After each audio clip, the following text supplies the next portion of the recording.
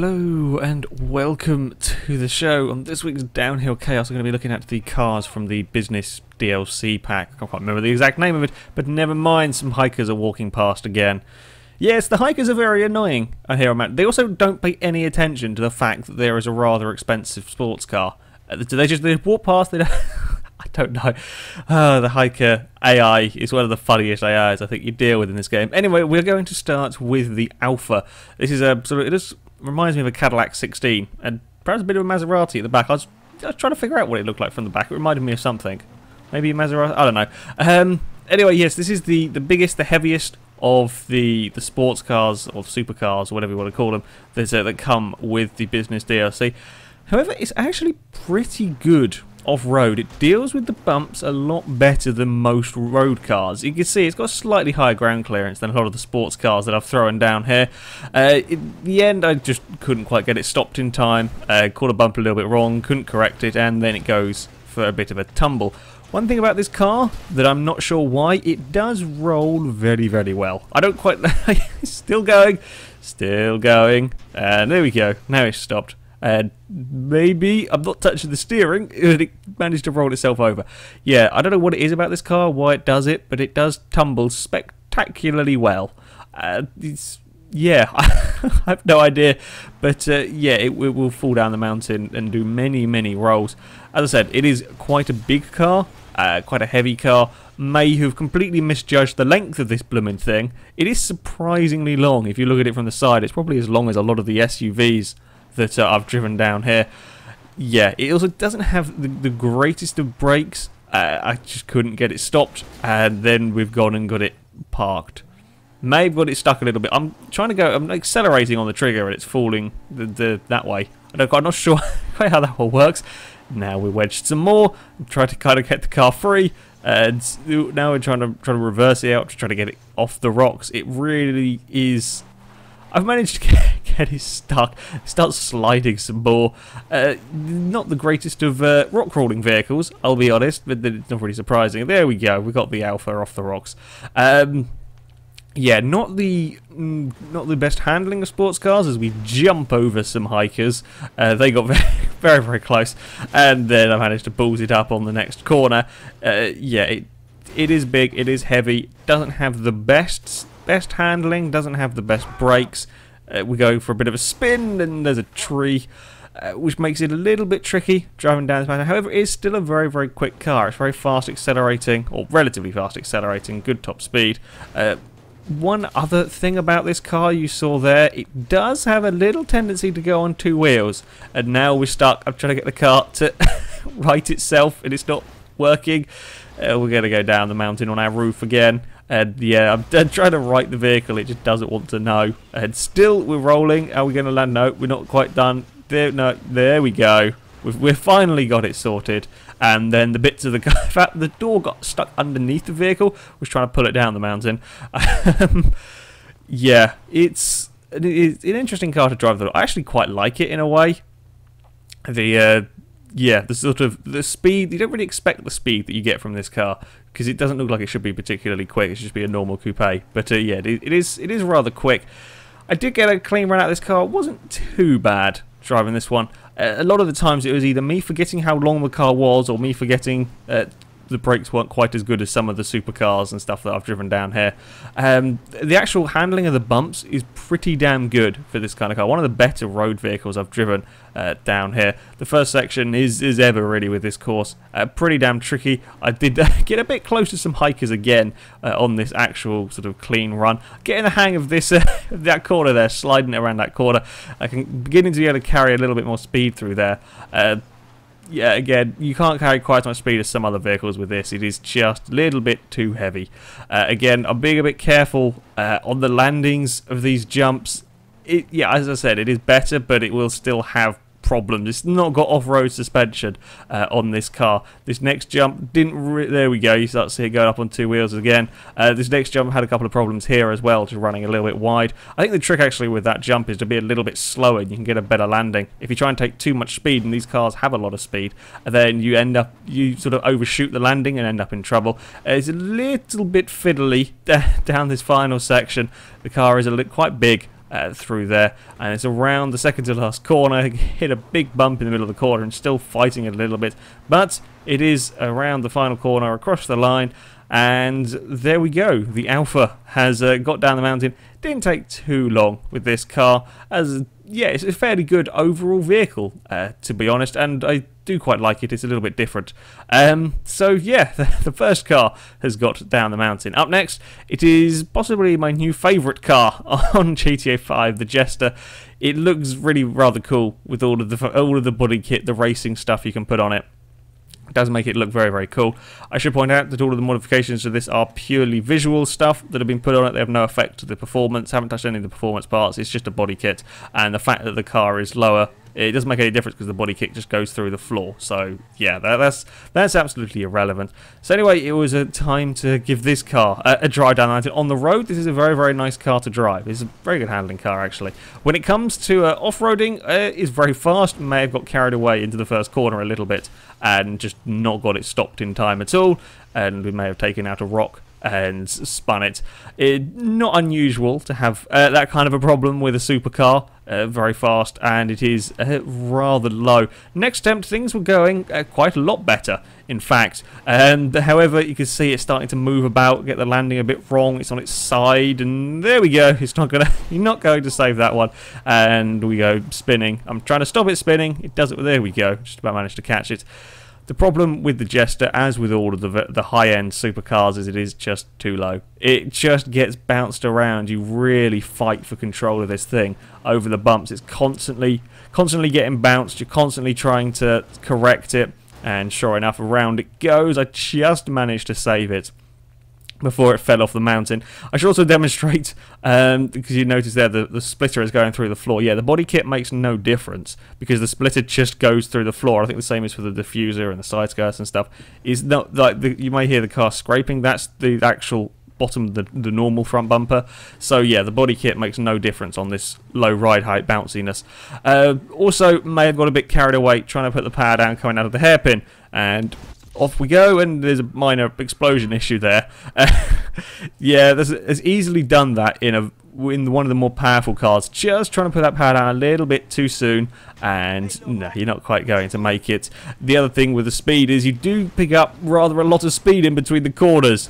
Yeah, didn't realise how quickly that was going to accelerate out of that corner, and bumped into a rock, and that also messed up that run. This next fail is probably my favourite one I've ever done yet on downhill chaos. So we get it wrong over the jump. We're rolling. We pretty much brush a hiker who doesn't care. The hiker just pays absolutely no attention to the fact that he nearly got decapitated, sorry, I can't speak, by a bright orange supercar that was rolling down a mountain. Just carries on going, as you do. Yeah, the Jester was a little bit of a pain. It's the supercar problem, that it was too low and being bounced, and I don't even know what caused it to roll there. I'm not even sure if it wasn't a bush. If I hit a bush, and that can slightly slow the cars down. I saw it a few times in the LS rally. It might have been that caused the car to flip. It was a bit of an odd one there. Anyway, we did get a run out of the Jester in the end. Of all the cars today, this one certainly took the longest, but it wasn't the worst of vehicles I've driven down here. Nowhere near as bad as the likes of the Bifter. You've just got to be a little bit cautious with it, especially in this first section. There was a number of times I had problems there, just hitting bumps and being flung around in between the corners. Of course, it is incredibly fast. It is a supercar. I'm not even sure what category this is. Is it sports or super? I don't know. I've not seen them. I've not really raced online on GTA for a while, mainly because it makes me hate humanity. Through this next section, again, it's pretty good through these fairly flat corners. It's the minute it starts getting bumpy that the car has problems. I'm being a little bit cautious on the landing here. I actually got to smash my front window there, if I saw that correctly. Yeah, you got to be a little bit more cautious on the landing of the jumps with this car. Can't carry quite as much speed as you would ideally like. And again, over this jump, this time get the landing proper, don't have any problems. Hiker gets away with it and still doesn't react to the supercar flying past. Again, landing that jump, got a bit of a bounce, got very, very lucky with that. I thought that was going to go. A little bit cautious again down here. Didn't want it to kind of flick itself into the scenery. Very nearly lost control. And then around the second to last corner is being bounced about all over the place. It's a big slide, and there he goes across the line. Little bit mental getting this car down the mountain. I wouldn't say necessarily a bit lucky in that, but you certainly have to hit the bumps absolutely right. It's yeah, it really doesn't like dealing with the bumps. Great car to drive on-road, not the best to drive when it comes to off-road. So I took the Turismo to the top of the mountain, and sure enough, the minute we got there, this is what greeted me. Yeah, it started to pour with rain, which is not particularly helpful. I thought, well, since I'm here, I'd save the game and everything. Might as well just drive the car down, you know, see what happens. I think we drove the camper down when it was in a massive thunderstorm. This is not quite as bad as that yet, but I thought we'll give it a go just to kind of see what happens. The rain affects the driving, doesn't affect it as much as it probably should in most cases, but it will affect the driving. You won't quite have the grip, you won't quite have as much braking as you would normally. So, but oh well, we'll give it a go with the Turismo. And everything was going pretty well. There wasn't really any problems with it. It was still getting stopped and getting turned very well through the first bit. May have got a bit carried away and then not been able to stop it over the hill though. And there it goes, and there is an explosion, and the front wheel fall. It's just me, or does the way that front wheel fall off seem very weird? I don't know. Either way, the Turismo didn't end so well. So there's a cheat code you can use to change the weather, as some more hikers are being... The hikers is just so dumb. So I'm sat here, my car is pointing that way. You're scared of car. Your solution is run way car is pointing. But never mind. So yeah, I did the cheat to change the weather because I wanted to give this car a go in the dry. I wanted to give it a serious run to see what it could do. Because this car, if anything, has a chance of being one of the fastest road cars to go down here, or sort of more normal road cars. I wouldn't really count the Bifter as a road car. I know it can drive on the road, but you know what I mean. So yeah, I did the cheat thing to set it to day, and sure enough, the Turismo set off and was all really rather quick, and things were going pretty well. You will notice, yes, it has started raining again. Again, I had a similar problem with this as the, what's it called, Jester, just trying to take too much, or just accelerating out of a corner and not realising quite how quickly this car picked up speed. So there, and in the end I bounced off a wall and failed that run. But the rain was starting to fall, and it seemed that the game had just decided it was going to rain at this point. Whenever I reloaded the save, despite having saved it as dry, it just started raining. The game dictated it was going to be a wet, well, sort of wet. It's a little bit funny for the Turismo. Never had that crash before. never seen that problem. I think I hit, there's a bit of a lip there, I hit that, and the front of the car is very low to the ground anyway, clipped something on the floor, and it sent it into a front flip, and the Turismo fell off the road. It was the third or fourth attempt, depending if you count the wet weather, the full wet weather attempt, that I got the Turismo down to the bottom of the mountain cleanly. Perhaps a little bit of luck involved when it comes to a supercar. Again, very similar problems with this as with the Jester. You can see how much I'm having to fight it over the jumps. You will notice that it is raining, and I'm not entirely sure if I don't think it is affecting the track at the moment. Basically, I'm reloading the game. It is bright sunshine, but the game wants it to be raining. At this point in time, the car is still getting stopped and still getting turned fine. It's like just started raining, so it's not actually affecting the road as such. You can see again, it's a really big bump for the Turismo. Got very lucky off that rock. That could have easily spun me around, and still having problems trying to keep this thing on the road. It really does get flung around by these bumps, but it is incredibly fast, this car, and pretty good handling through the corners as well. Landing the jump just about. I think I was just carrying too much speed there. It landed the jump initially and then kind of got a little bit of a bounce. It's at this point where the track, I believe, starts to get a little bit wet. Again, got pretty lucky on that landing, and yeah, that wasn't quite the ideal route. The bush goes all very weird, and we're having problems getting it stopped and getting it turned into the second to last corner, and then around the final corner, and it is across the line for the Turismo, and the rain is still falling. For most of that, I don't think the road is actually wet enough for the car to have a problem. Towards the end, I'm not sure. If that's sort of the final few corners, I think it may have been having a little bit of problem with slightly wet road. But yeah, I can't really do much about that. I even tried cheating and the game decided, no, it shall rain.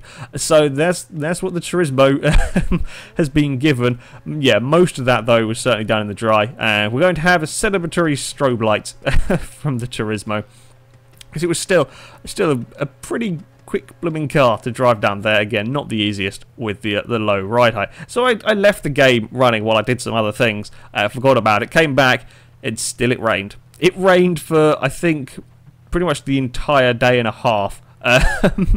With this, it just poured with rain constantly. I've never actually seen the rain. When I spin the camera around, you'll see like there's like kind of like the wind effect. I don't quite know what to call it. Hopefully you're seeing what I mean there with the rainfall. I've never seen that actually happen on GTA before. It wasn't as big a thunderstorm as I had with the camper van, but yeah, it was a rather nasty rainstorm for the Turismo. Anyway, when we look at the lap times, despite the sort of I'm not sure about the rain's effect, the Turismo still set a mighty fast time with a 1:22.8, making it the fastest sort of normal road car. I say normal, it's a supercar, but the fastest road car to go down the course. The Jester also went very fast with a 1:23.3, beating Trevor's Bodie and Michael's tailgate. The tailgate's done blooming well actually to stay up there where it has. The Alpha also did a pretty damn good time as well, only a second I should say behind the Adder and going quicker than the Coquette. So all three cars, as expected, are pretty damn quick. Anyway, that is it for this week's Downhill Chaos. Next week I have an interesting idea planned for next week. I have no idea how well it will work, but it'll be a little bit different. Anyway, that is it for today, so thank you very much for watching, and until next time, goodbye.